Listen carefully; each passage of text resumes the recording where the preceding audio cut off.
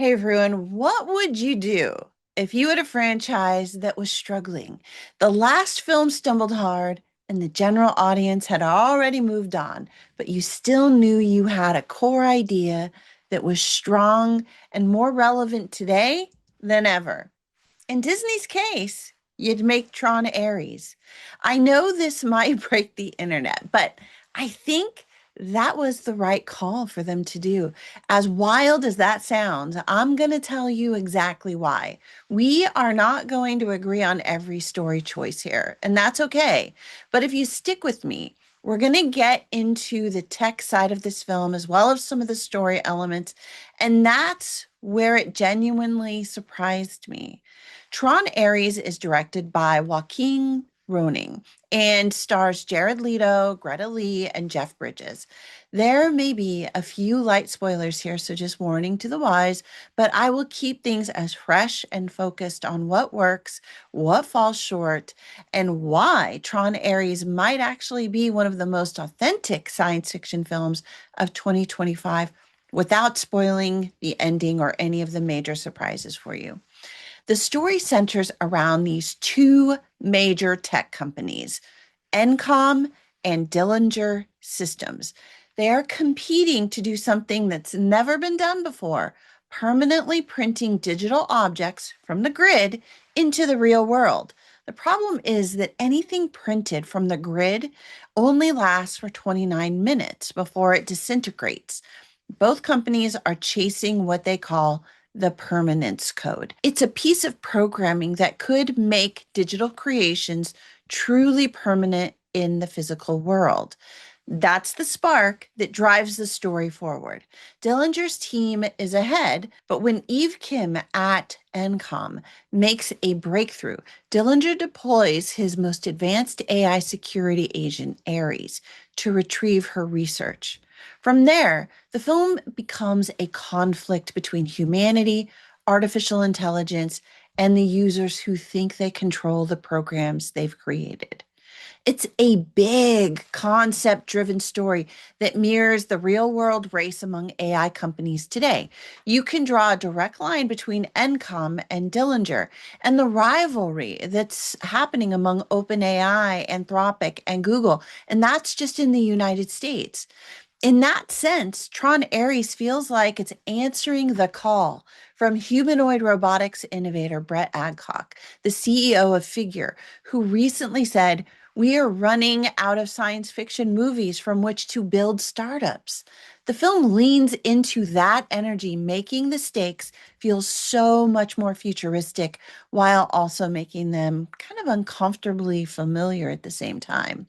One of the biggest complaints that I've heard is that Tron Ares doesn't pick up the threads from Tron Legacy. Now, I get that. I get why that frustrates some fans, but I don't think it's a problem. It's actually a smart business move. If Disney had forced this film to carry that narrative baggage from the Legacy film, it would have collapsed under its own weight. It wasn't a good film. That earlier film looked great, yeah, but it struggled to connect on a story level. Aries avoids that trap by telling a new story that feels culturally relevant and technologically aligned with where we are in 2025. That's a bold choice for Disney to make.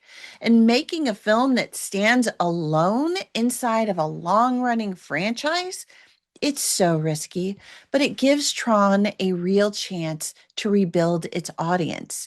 This deviation is, in my opinion, one of the film's greatest strengths. Tron Ares is accessible to both longtime viewers and people who are walking in cold, who don't want to do the homework that they need just to go see a movie in the theater.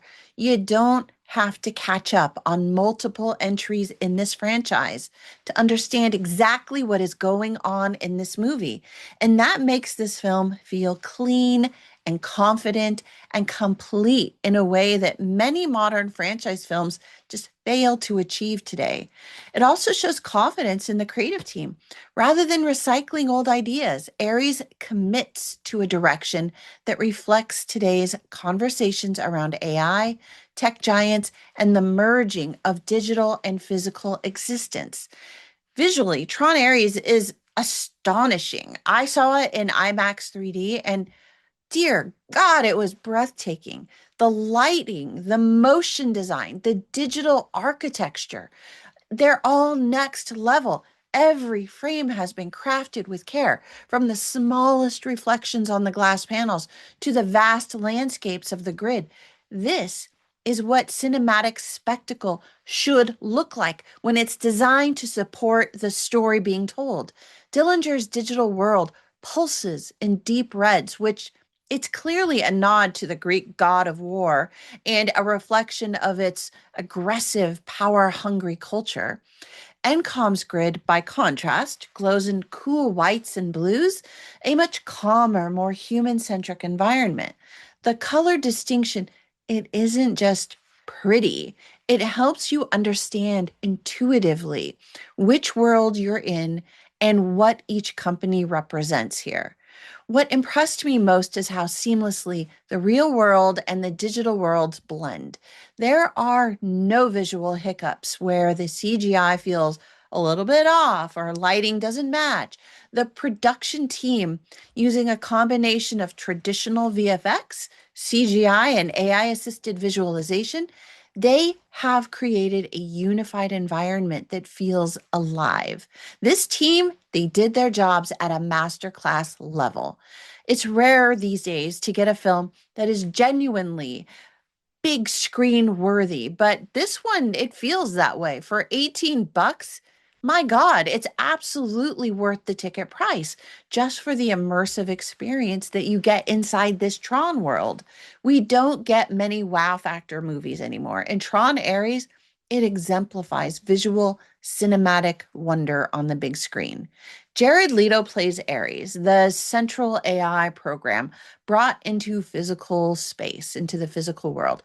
What makes him so interesting is that he's not designed to be human. He's a security AI that's trained inside an augmented adversarial system where every loss forces him to adapt, making him increasingly logical, agile, and efficient.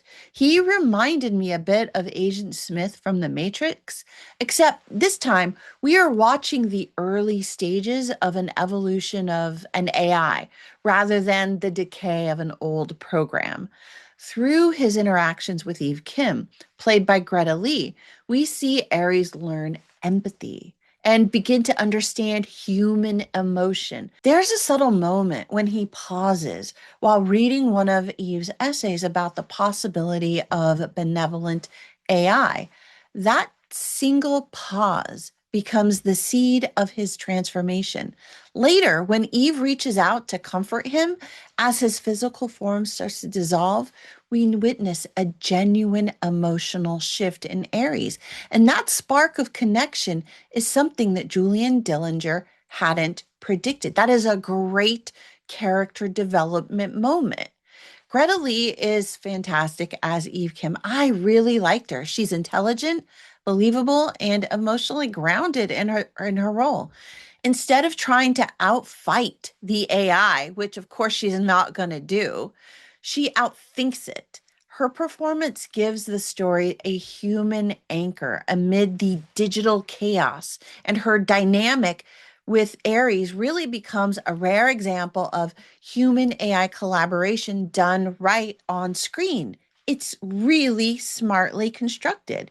Evan Peters plays Julian Dillinger, the arrogant CEO of Dillinger Systems. He's perfectly insufferable, smug, manipulative, and reckless. You're supposed to hate him, and you know what? You do. His downfall feels satisfying, even if he leaves so much wreckage in his wake. Jodie Turner Smith as Athena provides an effective counterbalance to Ares. She's another AI program, but unlike Ares, she doesn't have the chance to grow beyond her coding. That contrast between the two really defines the moral spine of this story. And then there's Jeff Bridges returning as Kevin Flynn. And hey, it's always nice to see him in a Tron film, but his cameo is really brief and frankly, it's kind of emotionally flat. It works as a nod to the original, but it's not a pivotal moment in this story. This is where Tron Ares shines and, hey, stumbles a little bit. The film does something rare in that it actually gets AI right.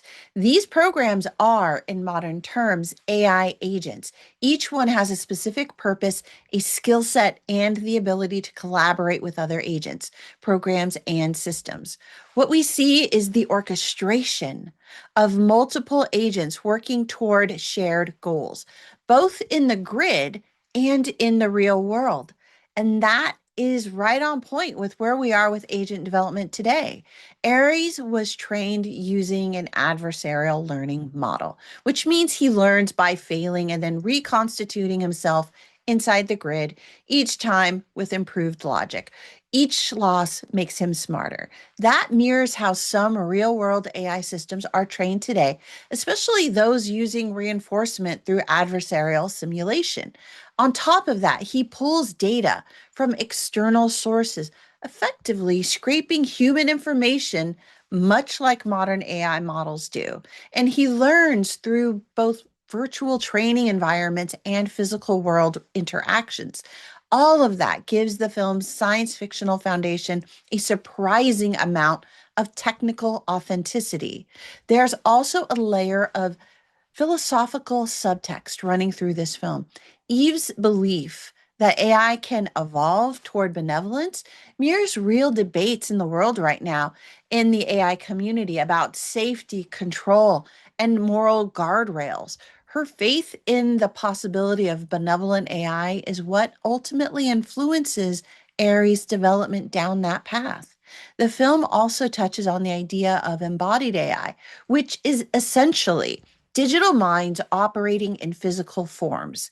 Usually this applies to robotics, but in Tron Ares, it applies to these printed bodies in powered suits. That concept is more realistic than it seems in the film because these things do happen today. They're real. We're already seeing early versions of it in robotics and spatial computing. So while Tron Ares still leans into the fantastical, it's grounded enough to make you wonder how far off this future really is. Now, here's where the film really stumbles. The entire story revolves around the idea that you can print digital objects from the grid into the physical world, but they only last for 29 minutes before disintegrating. But the elusive permanence code could fix this issue. The problem is that the movie never explains why this limitation exists. We already know that 3D printing in the real world works and that it relies on physical materials to make physical objects. You can 3D print metal and plastic and even large scale structures like houses. And in the biomedical field, researchers are already bioprinting bone scaffolds, skin like tissue, and early forms of flesh using living cell matrices.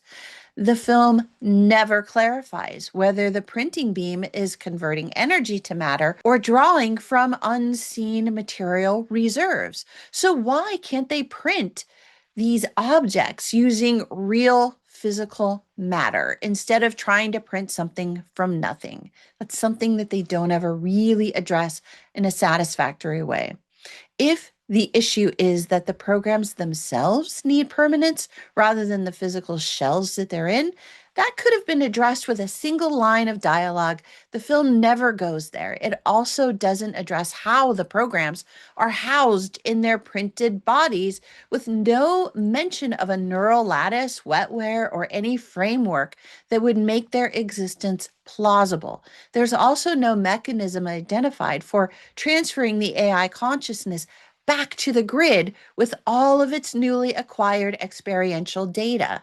For a movie that gets so much right about AI, this oversight really stands out. It's one major flaw that undermines the story's logic. When your entire narrative revolves around a piece of technology, that technology needs to make sense. If you look too closely at the central problem, the need for a permanence code, it doesn't make sense because they never clarify some of the details that would explain the situation. That said, the visual design of the printing process is gorgeous, from the laser ignition to the ground up materialization, all the way to that moment when the cocoon exterior kind of shakes off to reveal the finished form beneath. It's pure cinematic magic, even if the science is a bit shaky. So, is Tron Ares ticket worthy? There's so much more that I could say about this film, but I gotta say, I think it is. This isn't the best film of the year, but it's a good one. It's solid. It's more coherent and emotionally satisfying than some recent franchise attempts. For example, Tron Ares, compared to Captain America Brave New World, has a much more logical premise and a more compelling problem to solve. Tron Ares, compared to Star Wars The Rise of Skywalker, actually shows Ares' character arc. And Tron Ares even beats James Gunn's Superman when it comes to building a believable set of supporting characters who get just enough screen time without stealing the show. Then there are the comparisons with Tron Ares and Demon Slayer Infinity Castle, The Long Walk, Caught Stealing, The Toxic Avenger, Mission Impossible The Final Reckoning. They all measure up in different ways to this movie. And honestly, this is a good movie to go watch. The story is self contained, it has a clear setup, believable motivations, strong visual identity, and its emotional resolution is solid. It respects the intelligence of its audience, especially the tech savvy viewers who already live part of their lives in these digital spaces, even if it does kind of fudge around with the permanence code issue. It's also surprisingly accessible. You don't need to know the Tron universe to follow the story. If this is your first Tron film, you're going to be totally fine. The movie provides just enough context to understand its world without slowing down to over explain everything. Tron Ares isn't trying to be profound. It's trying to be engaging, and it succeeds in that. It's a smart, visually mesmerizing film about the intersection of technology and humanity, about programs learning what it means to be alive, and about people realizing that intelligence, artificial or otherwise, cannot exist without empathy. So, yeah, Disney made the right call to take Tron Ares in this direction, dropping the failed story threads from Tron Legacy to give this franchise its best chance possible to overcome that failed legacy. And that's what a studio is supposed to do. So, enough from me. What did you guys think about Tron Ares? How much of this review do you agree with? Have I lost my mind? How do you think it measures up? And do you think the film worked as a reboot of sorts for the franchise? Thanks so much, everybody. Please do give this review a thumbs up, subscribe, and share with a friend who just might be interested in watching this film with you. While you're here, why not check out another review? I'll see you all again soon. In the meantime, happy viewing. Bye for now.